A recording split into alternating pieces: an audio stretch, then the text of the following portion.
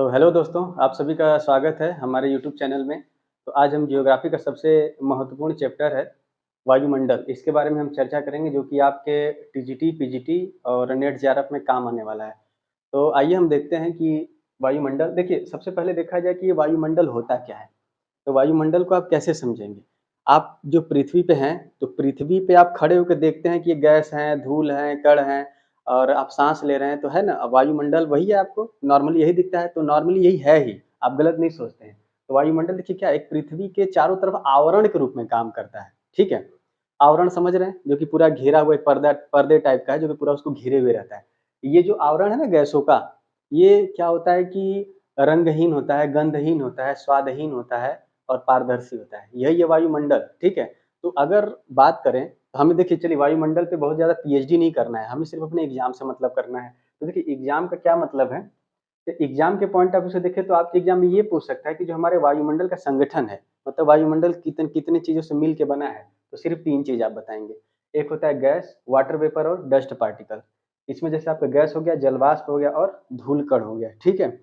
ये 3 चीज़ से मिलके हमारा वायुमंडल का निर्माण होता है, जिसमें हम आज अगर गैस की चर्चा करें, तो वायुमंडल में लगभग बहुत सारी गैसें पाई जाती हैं। देखिए, तो अगर कंपोज़िशन ऑफ गैस की बात करते हैं,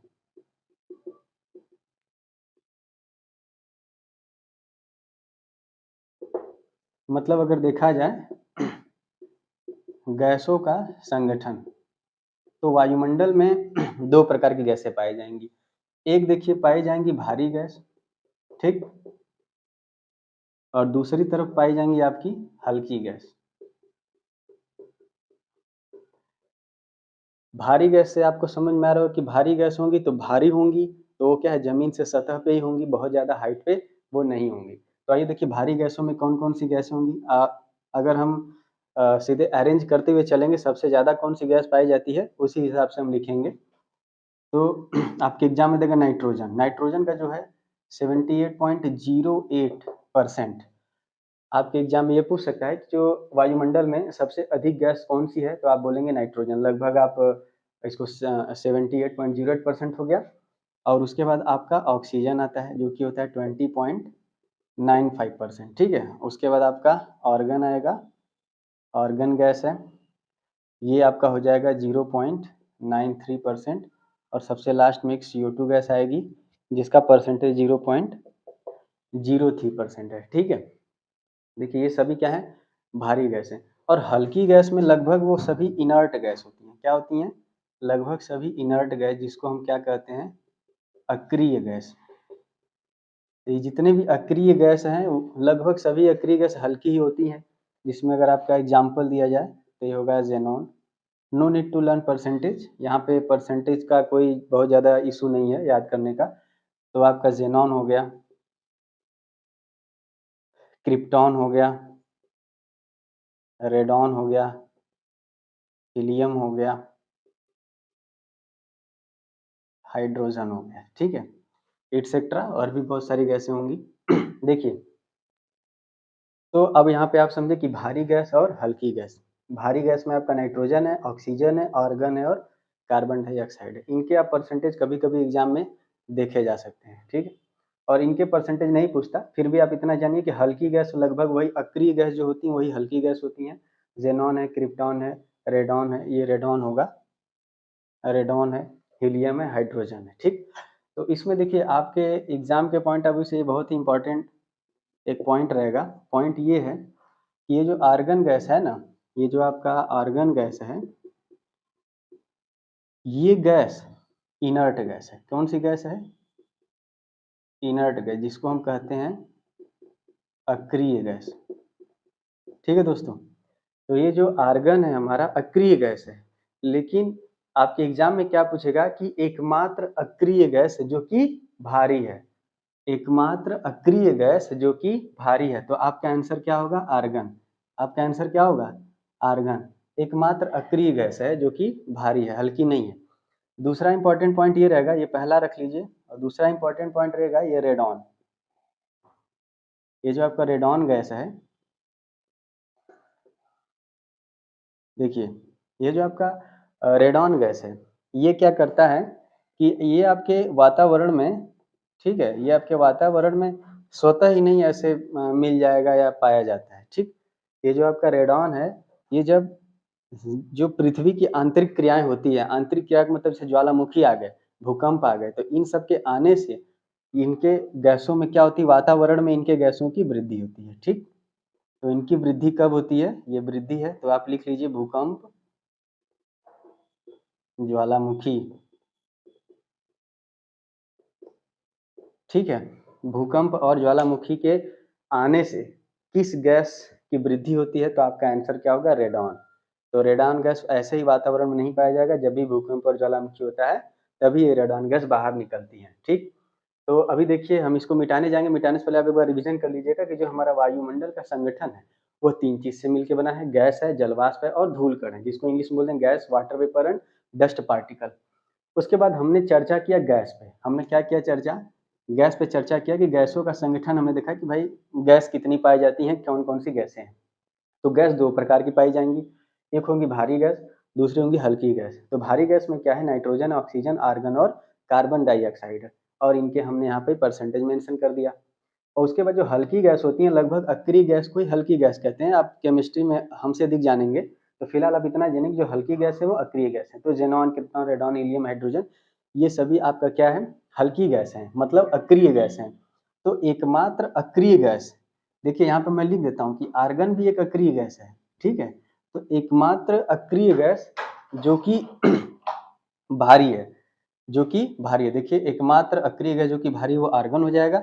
और रेडॉन के बारे में हमने आपको क्या बताया कि रेडॉन देखिए क्या होता है कि हमारे जब भी पृथ्वी की आंतरिक क्रिया के द्वारा भूकंप और ज्वालामुखी जब आते हैं तो इससे रेडॉन गैस की वृद्धि हो जाती है। ठीक है दोस्तों, तो उम्मीद करता हूँ यहाँ तक समझ में आया। तो उसके बाद हम थोड़ा जलवाष्प के बारे में बता देते हैं, थोड़ा धूल कण के बारे में बता दें। अभी आप गैस के बारे में पढ़ चुके हैं।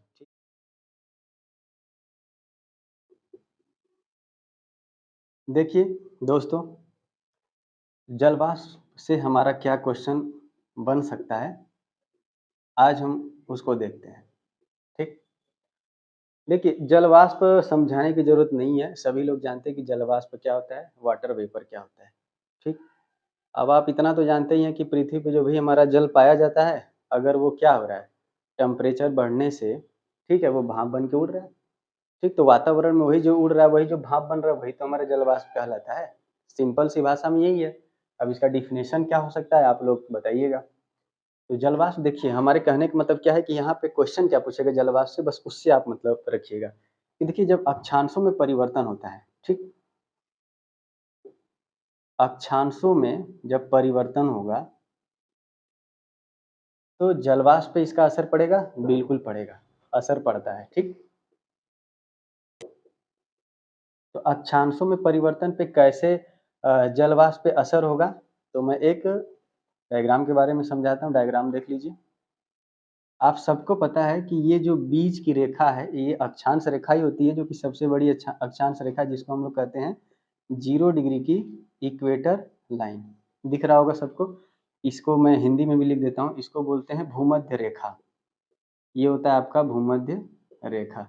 इसका एक और नाम है विषुवत रेखा। दूसरा नाम इसका क्या है? विषुवत रेखा। ठीक है। अब देखिए आप सभी लोग को पता है कि जब हम ऊपर जाएँगे या नीचे जाएँगे तो अक्षांश में परिवर्तन होंगे, बिल्कुल होंगे। अक्षांश में परिवर्तन हो रहे हैं क्योंकि ये 0 से अप करते जाएँगे, अप होते जाएँगे तो 1, 2, 3, 4 करते-करते जाएँगे तो यहाँ पे 90 डिग्री का पड़ेगा अक्षांश, जिसको हम क्या कहते हैं? नॉर्थ पोल कहते हैं। ठीक है, उत्तरी ध्रुव। और उसी प्रकार से जब हम नीचे चले जाएँगे इस तरह से करते हुए, तो अंत में हमें यहाँ भी 90 डिग्री मिलेगा, लेकिन ये हो जाएगा हमारा साउथ पोल। ठीक है दोस्तों, हिंदी है उत्तरी ध्रुव और दक्षिणी ध्रुव। अब देखिए यहाँ पे क्या है,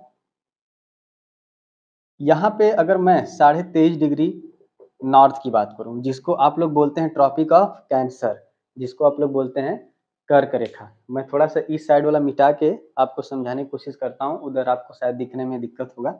इतना आप लोग समझ गए कि वाटर वेपर के बारे में हम चर्चा कर रहे हैं, ठीक है?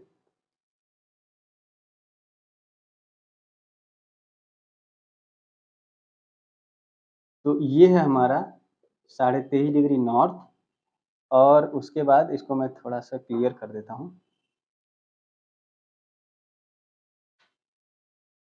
और ये है हमारा 23.5 डिग्री साउथ अक्षांश, और ये आपको सबको पता है ये 0 डिग्री है। ठीक, ये जो बीच का एरिया होता है आप सभी लोग को पता है, इनको क्या बोला जाता है, ये ट्रॉपिकल क्षेत्र होते हैं, ट्रॉपिकल जोन, उष्णकटिबंधीय क्षेत्र होते हैं।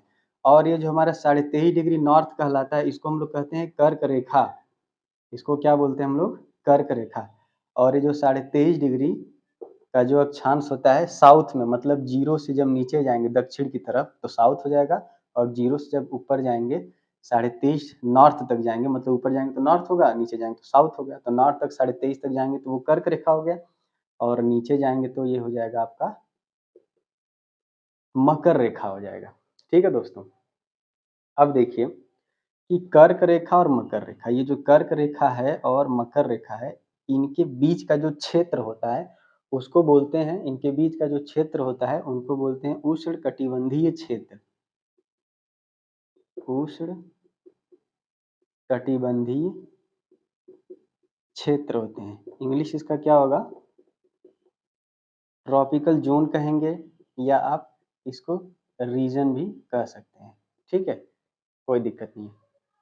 तो उष्णकटिबंधीय क्षेत्र होता है। अब देखिए ये चीजें हैं लैटिट्यूड और लॉन्गिट्यूड का, जब आपको अक्षांश और देशांतर पढ़ाएंगे तब आपको बताएंगे कि सूर्य की पोजीशन क्या है, कैसे सारे काम हो रहे हैं। बस आप यह छोटा सा समझ लीजिए कि ये जो 23.5 डिग्री नॉर्थ है और 23.5 डिग्री जो साउथ है, ठीक है, मतलब कर्क रेखा और मकर रेखा, इन दोनों के बीच के क्षेत्र पे सूर्य की जो किरण होती है लगभग हमेशा हर साल बराबर पड़ती रहती है, और कहें तो परपेंडिकुलर लंबवत भी पड़ती रहती है। तो इन क्षेत्रों में क्या होगा, गर्मी होता है। ठीक है, तो इन क्षेत्रों में जब गर्मी होगा तो तापमान बढ़ेगा, तापमान बढ़ने से गर्मी हो रहा है। तो इन क्षेत्रों में जितने भी आपके समुद्री भाग हैं या महासागरीय भाग हैं या फिर आपके कहा जाए नदी वाले क्षेत्र हैं, तो तापमान बढ़ने से उस पानी में क्या होगा, वेपर उत्पन्न होगा। ठीक, तो वाटर वेपर क्या होगा, अधिक से अधिक इस एरिया में ऊपर उठेगा कि नहीं। तो आपके एग्जाम में क्वेश्चन यही पूछेगा कि जलवाष्प निम्नलिखित में से सबसे अधिक कहाँ पाया जाएगा। तो आपका देखिए ऑप्शन इस तरह से बना सकता है, जैसे आपका दे दिया ध्रुवों पर, ठीक, और आपको दे दिया उपोष्ण क्षेत्रों पर, उपोष्ण क्षेत्र, या फिर अब देखिए यही वाला ऑप्शन, ये उष्ण नहीं उष्ण है। अब जैसे मान लीजिए ये वाला ऑप्शन दे दिया उष्ण कटिबंधीय क्षेत्र, या अगर एक और ऑप्शन दे दे मकर रेखा पर। तो इसमें से आप जैसे देखो, जिसको जानकारी है वो तो बता देगा कि अधिक से अधिक जलवाष्प किस किस पे पाए जाएंगे। तो इन्हीं क्षेत्रों पे अधिक जलवाष्प पाए जा रहे हैं, क्योंकि टेम्परेचर बहुत ज़्यादा है तो वाटर वेपर बहुत ज़्यादा वहाँ बनेगा। तो ये उष्ण कटिबंधीय क्षेत्र पे क्या है, ये आपका ऑप्शन सही हो जाएगा। लेकिन उपोष्ण क्षेत्र और ध्रुव क्षेत्र और मकर रेखा क्षेत्र पे स्पेशली इन क्षेत्रों पे वाटर वेपर बहुत कम पाया जाएगा, ना के बराबर पाया जाएगा। ठीक है, तो मैं आपको एक यहाँ पे पॉइंट लिखवा देता हूँ, ये आप कंसेप्ट समझ गए कि वाटर वेपर अधिक मतलब आपका जलवाष्प अधिक से अधिक कहाँ पाया जाएगा। यहाँ तक क्लियर हो गया। अब आइए आगे देखते हैं। आपके देखिए एग्जाम के पॉइंट ऑफ व्यू से क्या चाहिए, आपको एग्जाम करेक्ट करना है तो हमें उस बातों पे ध्यान देना है। देखिए जलवाष्प सबसे अधिक कहाँ पाया जाएगा, मैं यहाँ लिखवा देता हूँ, इक्वेटर,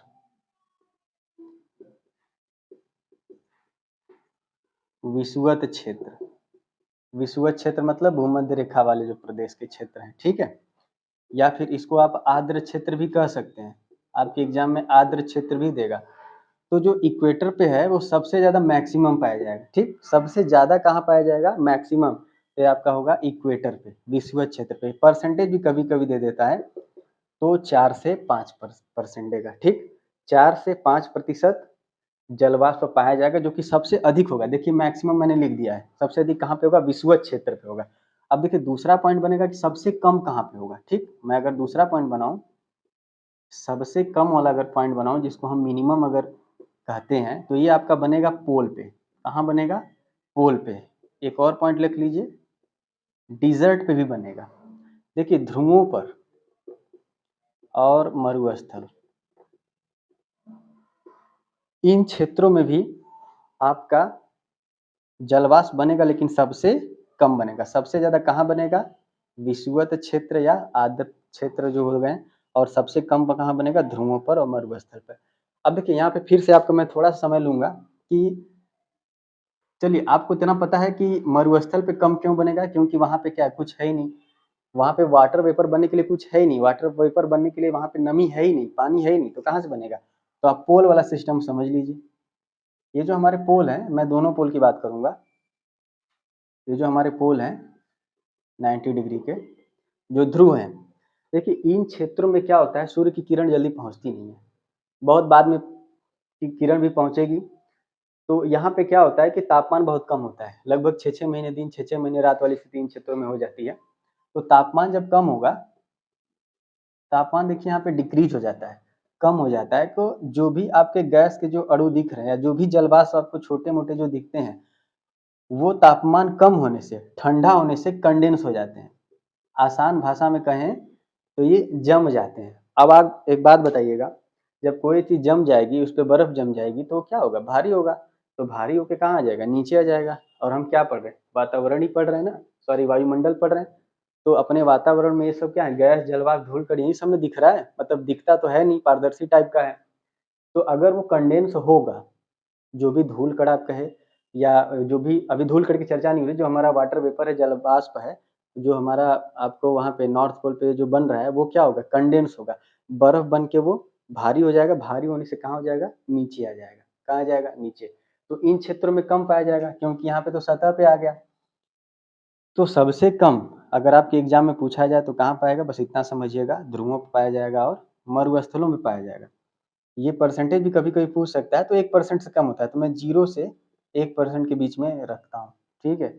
अगर प्रतिशत पूछेगा, तो हमेशा जानिएगा 1% से कम होगा, तो 0 से 1%। अब देखिए 0 तो एकदम होगा नहीं, इसलिए मैंने 0 भी मेंशन कर दिया, तो 0 से 1 के बीच में ही रहेगा। ठीक है दोस्तों, तो अभी हमने गैस के बारे में देख लिया, जलवाष्प के बारे में देख लिया, एकदम आराम से हम डिटेल में पढ़ रहे हैं। इसके बाहर अब देखिए कोई क्वेश्चन बनने वाला नहीं है, अगर बन गया तो फिर हम लोग क्या करेंगे, क्योंकि इतना डिटेल में तो हम सब कुछ ला ही दिए हैं। अब वायुमंडल का मतलब ये डायरेक्ट यहाँ नहीं कि हम सीधे क्षोभ मंडल, समताप मंडल और आपका जो भी मंडल आप पढ़ते हैं, बहिर्मंडल हो गया, मध्य मंडल हो गया, डायरेक्ट उसकी चर्चा नहीं करेंगे। आप पहले वो सब उसके पीछे की चीज़ों को समझ लीजिए, क्योंकि एग्जाम में सबको पता है एग्जामिनर को कि वो सारी चीज़ें रटी रटाई हैं बच्चों के द्वारा। तो कहीं न कहीं अगर इधर से क्वेश्चन बनता है, तो ये बहुत ही इंपॉर्टेंट पॉइंट हो जाते हैं, ठीक है? तो आइए, गैस हो गया, जलवाष्प हो गया, धूल-कण के बारे में देखते हैं, बहुत ही कम है, छोटा-सा पॉइंट है, बस ये पूछेगा किस एरिया में पाया जाएगा, किस एरिया में कम, ठीक ठीक उसी प्रकार से। तो आइए देखते हैं धूल-कण के बारे में भी।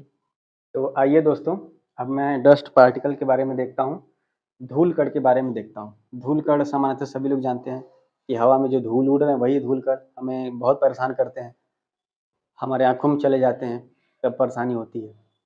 हमारे जो घर हैं, घरों में जब धूल-कण चले जाते हैं तो साफ-सफाई करना पड़ता है, बहुत नुकसान होता है धूल-कण से भी, लेकिन ये हमारे धूल-कण बहुत काम की चीज़ है।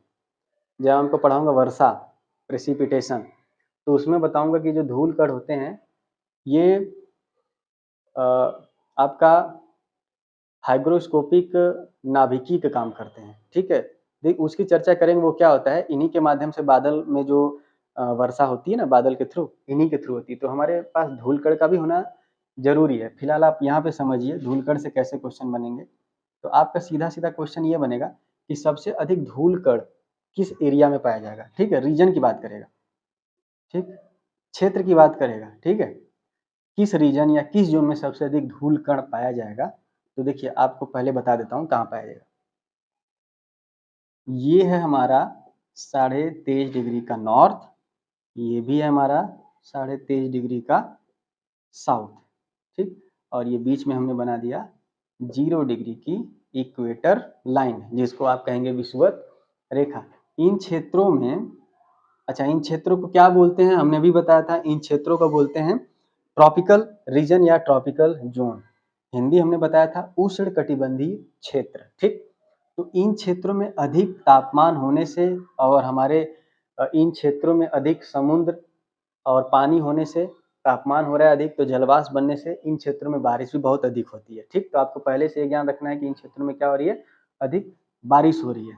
उसके बाद हमने एक और आपको डिग्री बना के दिखाना है कि ये होता है 66.5 डिग्री का नॉर्थ, नीचे भी कर लीजिए 66.5 डिग्री का साउथ, ठीक है? तो 23.5 से जो 66.5 डिग्री का एरिया है, सामान्यतः लोग इसको शीतोष्ण क्षेत्र बोल देते हैं, ठीक है? टेम्परेट जोन बोल देते हैं। जो कि ऐसा क्लियर नहीं है कि ये टेम्परेट है। इसको जब और तोड़ेंगे, तो अगर मैं बीच में यहाँ मैं 30 डिग्री तक अगर जाता हूँ, ठीक है, एवरेज अगर हम 30 डिग्री तक जाएं तो 23.5 से 30 का जो एरिया होता है इसको बोलते हैं सब ट्रॉपिकल जोन। 23.5 से 23.5 साउथ क्या था, ट्रॉपिकल, और 23.5 से 30, और यहाँ भी 23.5 से 30, ये क्या कहलाएगा, सब ट्रॉपिकल क्षेत्र या सब ट्रॉपिकल जोन। इसका हिंदी क्या होगा, उपोष्ण कटिबंधीय क्षेत्र, उपोष्ण कटिबंधीय क्षेत्र। ठीक है, तो अब देखिए हमें आपको समझाना क्या है, और इसके ऊपर अब देखिए यहाँ ये भी समझ लीजिए कि 66.5 से लेके जो 90 डिग्री का क्षेत्र होता है इसको बोलेंगे पोलर रीजन। इसको क्या बोलेंगे, पोलर रीजन, ध्रुवीय प्रदेश या ध्रुवीय क्षेत्र कहते हैं। ठीक है, अब हमें एक बात बताइए, 23.5 से 23.5 ये आपका ट्रॉपिकल जोन है। इन क्षेत्रों में तापमान अधिक है, सूर्य की लंबवत किरणें हमेशा पड़ती हैं सालों भर, तो इन क्षेत्रों में वर्षा भी अधिक होगी। अब जब वर्षा अधिक होगी तो हमें एक बात बताइएगा, आपके क्षेत्रों में खूब आंधी तूफान आते हैं, धूल उड़ाते हुए आते हैं, तो आप परेशान हो जाते हैं। आपके मन में ये आता होगा कि अरे वर्षा के पहले ही धूल कण क्यों उड़ रहा है, काश कि पहले वर्षा हो जाए फिर धूल उड़े। तो धूल उड़ेगा ही कब, जब वर्षा हो जाएगी। तो मेरे कहने का मतलब ये है कि क्या 23.5 से 23.5 मतलब उष्णकटिबंधीय क्षेत्रों में धूलकण पाए जाएंगे, लेकिन सबसे कम पाए जाएंगे, क्योंकि इन क्षेत्रों में हमेशा वर्षा हो रही है। तो वर्षा जब होगी तो धूलकण कहाँ होंगे, धूलकण सब पटा जाएंगे, जमीन पे सब आ जाएंगे, नीचे हो जाएंगे। ठीक है, तो मैं आपको यही बताना चाहता था कि अगर इसमें डस्ट पार्टिकल में अगर पॉइंट बनता है तो सबसे पहला पॉइंट कि सबसे कम से अगर शुरू करें, सबसे कम धूलकण कहाँ पाया जाएगा, तो आपका सीधे आंसर होगा ये वाला एरिया। हिंदी लिखिए, उष्णकटिबंधीय प्रदेश, इन क्षेत्रों में धूलकण कम पाए जाएंगे। और तो सबसे ज्यादा कहाँ पाएंगे, ये भी तो एक पॉइंट है। यहां से देखिए बस दो ही क्वेश्चन आएंगे, सबसे कम और सबसे ज्यादा। ठीक है, सबसे ज्यादा देखिए कहाँ पाया जाएगा, हमने आपको यहाँ पे एक पॉइंट आपको एक्स्ट्रा दिया कि 30 डिग्री का जो एरिया है, तो 23.5 से या सामान्यतः 20 से 30 अगर एरिया माना जाए तो इसको हमने बोला सब ट्रॉपिकल जोन, उपोष्ण कटिबंधीय क्षेत्र। तो इन क्षेत्रों में वर्षा अधिक नहीं होती है, कम होती है। ठीक है, तो जहाँ पे वर्षा कम होगी आप बताइए वहाँ पे तो धूलकण बिल्कुल पाया जाएगा। आप ही बताइए, बारिश नहीं हो रहा है, हवाएं चलेंगी तो क्या धूल नहीं चलेंगे, बिल्कुल चलेंगे। तो सबसे ज्यादा कहाँ पाया जाएगा, तो यही आपका क्वेश्चन बनेगा, उपोष्ण कटिबंधीय क्षेत्र, इन क्षेत्रों में धूलकण सबसे ज्यादा पाया जाएगा। ठीक, और सबसे कम उष्णकटिबंधीय प्रदेश, यहाँ ऑब्लिक करके लिख लीजिएगा, ध्रुवों पर भी, कहाँ, ध्रुवों पर भी कम पाया जाएगा। आपको हमने फिर से बता दिया कि ध्रुव पर ही कम क्यों हो रहा है, जलवाष्प भी ध्रुवों पर कम हो रहा है और आपका धूल कण भी ध्रुवों पे कम हो रहा है। क्यों, क्योंकि फिर से वही प्रक्रिया, वहां पे जो धूल कण है वो क्या होंगे, तापमान कम होने से कंडेंस हो जाएंगे, सिंपल सी भाषा में जम जाएंगे, और जमने के बाद वो क्या हो जाएंगे, सतह पे ही रह जाएंगे।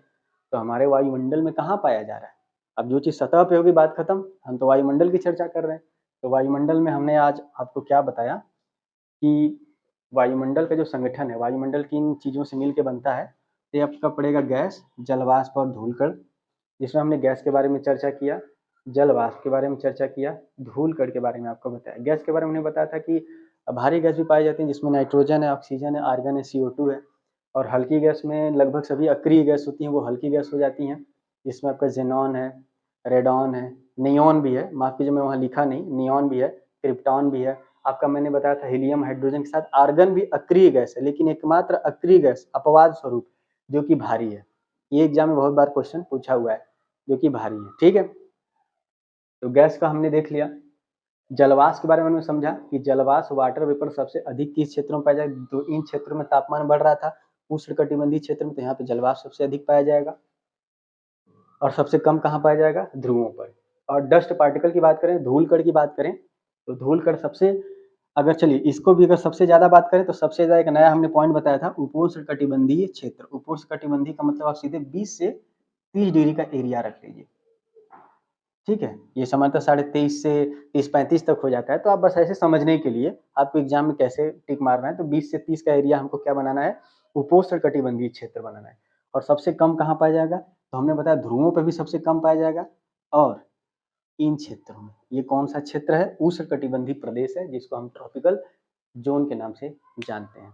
ठीक है, तो उम्मीद है दोस्तों कि गैस, जलवाष्प और धूल कण से जितने भी क्वेश्चन बनेंगे वायुमंडल में, और आप कर पाएँगे, ठीक है? और इसी वायुमंडल में हम नेक्स्ट लेक्चर अभी आपको देंगे, प्रोवाइड करेंगे।